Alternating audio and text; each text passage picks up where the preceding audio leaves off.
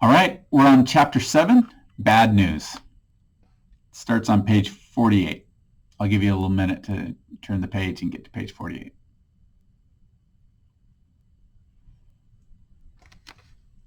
All right. Chapter 7, bad news. Wilbur liked Charlotte better and better each day. Her campaign against insects seemed sensible and useful. Hardly anybody around the farm had a good word to say for a fly. Flies spent their time pestering others. The cows hated them. The horses detested them. The sheep loathed them. Mr. and Mrs. Zuckerman were always complaining about them and putting up screens. Wilbur admired the way Charlotte managed. He was particularly glad that she always put her victim to sleep before eating it. "It's real thoughtful of you to do that, Charlotte," he said. "Yes," she replied in her sweet musical voice. "I always give them an anesthetic so they won't feel pain.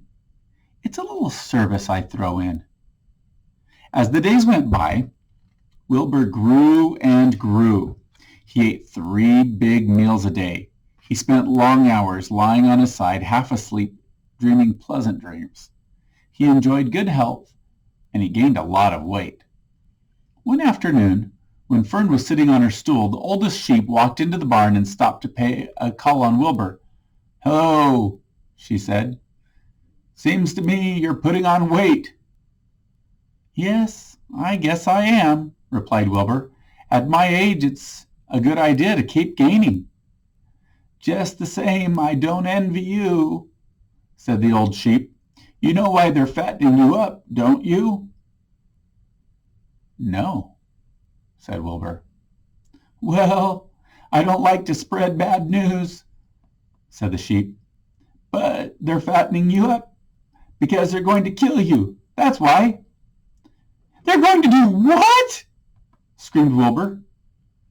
Fern grew rigid on her stool. "Kill you.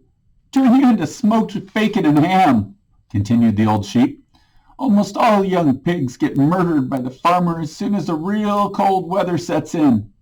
There's a regular conspiracy around here to kill you at Christmas time. Everybody is in on the plot. Lurvy, Zuckerman, even John Arable." "Mr. Arable?" sobbed Wilbur. "Fern's father?" "Certainly. When a pig is to be butchered, everybody helps. I'm an old sheep and I see the same thing, same old business, year after year. Arable arrives with his .22, shoots the—" "Stop!" screamed Wilbur. "I don't want to die. Save me! Somebody save me!" Fern was just about to jump up when a voice was heard. "Be quiet, Wilbur," said Charlotte, who had been listening to this awful conversation. "I can't be quiet," screamed Wilbur, racing up and down. "I don't want to be killed. I don't want to die.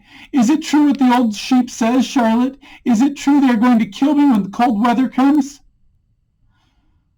"Well," said the spider, plucking thoughtfully at her web, "the old sheep has been around this barn a long time.